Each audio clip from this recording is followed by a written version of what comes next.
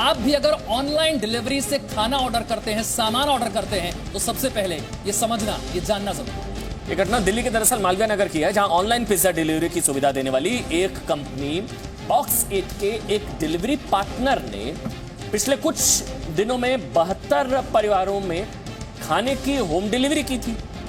जिस लड़के ने होम डिलीवरी की थी वो कोरोना पॉजिटिव निकला है और अब होम डिलीवरी पाने वाले उन 72 परिवारों की जिंदगी इसी के चलते खतरे में आ गई है। ऑनलाइन डिलीवरी से 72 परिवार इस वक्त खतरे में।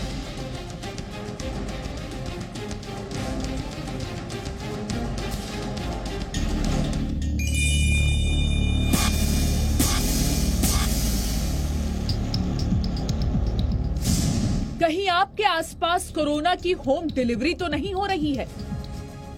यह खबर देश के हर उस परिवार के लिए जरूरी है जो कोरोना काल में भी ऑनलाइन डिलीवरी को प्राथमिकता देते आ रहे हैं। साउथ दिल्ली में एक पिज्जा डिलीवरी बॉय के कोरोना पॉजिटिव होने से आज 72 परिवार खतरे में हैं। और वो 17 लोग भी जो उस डिलीवरी बॉय के साथ मालवीय नगर के एक पिज्जा आउटलेट में काम करते थे।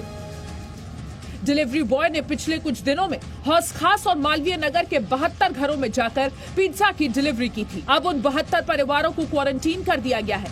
उसके साथ काम करने वाले 14 साथियों को भी क्वारंटीन में भेज दिया गया है। एक पिज्जा बॉय पॉजिटिव पाए गए हैं। उसके लिंक में जितने भी उसके साथी थे डिलीवरी बॉय थे, उनको इंस्टीट्यूशनल क्वारंटाइन में रखा गया है 17 लोगों को, और 72 लोगों को होम क्वारंटाइन में रखा गया है। बताया जा रहा है कि पिज्जा डिलीवरी बॉय को पिछले 1 महीने से खांसी और बुखार था। 23 मार्च को उसमें कोरोना संक्रमण के लक्षण पाए गए, जिसके बाद डॉक्टर की सलाह पर उसका कोरोना टेस्ट कराया गया। अब पुलिस भी जांच कर रही है, पता कर रही है। मालवीय नगर और हौज खास ये 2 इलाके हैं जहां पर के जो लोग हैं उनको होम क्वारंटाइन रहने के लिए कहा गया है। हैरानी की बात तो ये है कि कोरोना के लक्षण पाए जाने के बाद भी डिलीवरी बॉय लोगों को घरों में पिज्जा पहुंचाता रहा।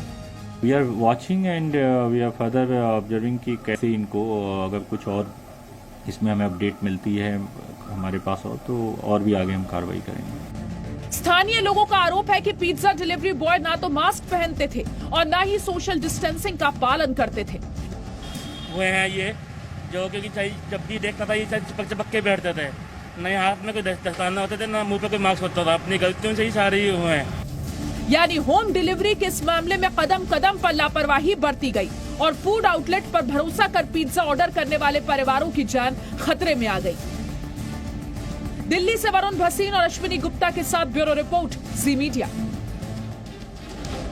मतलब कुछ महीने पिज्जा नहीं खाएंगे तो जान थोड़ी ना चली जाएगी, लेकिन आप पिज्जा खाने से जरूर जा सकती है। अब खतरा है। देखिए, देश भर में लॉकडाउन है, लेकिन खाना या सब्जी या फलों की ऑनलाइन डिलीवरी की इजाजत सरकार ने दे रखी है।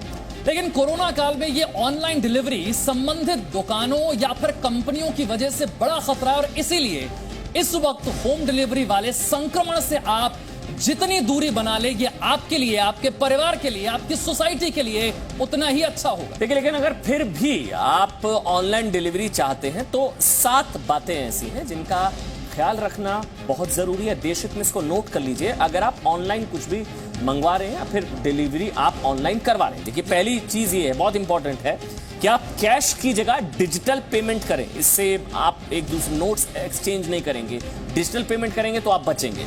दूसरी बड़ी बात जो आपको ध्यान रखनी है, डिलीवरी बॉय जो भी सामान डिलीवर करने आता है, खाना डिलीवर करने आता है, कम से कम उससे 6 फीट की दूरी बनाकर रहे। ये एक सेफ डिस्टेंस है। सोसाइटी या घर के बाहर सामान रखने को कहें।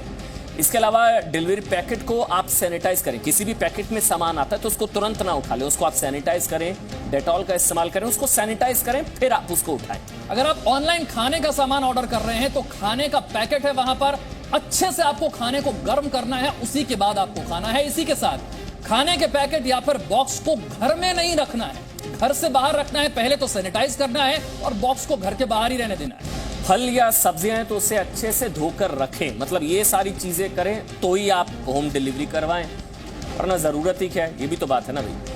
अगर किसी होम डिलीवरी बॉय में कोरोना संक्रमण के लक्षण पाए जाते हैं, अगर वो कोरोना संक्रमित है, तो समझिए इस चीज को, इससे और कितने घरों तक कोरोना वायरस पहुंच सकता है, कितना बड़ा खतरा है। जी हाँ, कितने परिवार और संक्रमित हो सकते हैं। इस संक्रमण का गणित 1 से 11 नहीं है, असंख्य तक हो सकता है। मान लीजिए अगर एक कोरोना संक्रमित व्यक्ति रोजाना 5 या फिर 10 लोगों तक खाने का सामान पहुंचाता है तो आप समझिए क्या हो सकता है। अगर एक आदमी 5 या 10 घरों तक सामान पहुंचाता है अमन, तो क्या हो सकता है। देखिए, आप समझ सकते हैं कि कोरोना वायरस कहां कहां तक फैलेगा और कितने लोगों में फैलेगा। बड़ी बात यह है कि लॉकडाउन 2.0 में सरकार ने इलेक्ट्रीशियन, प्लम्बर जैसे लोगों को भी छूट दी है। 20 अप्रैल लॉकडाउन 2.0 में 20 अप्रैल के बाद ये छूट दी गई है।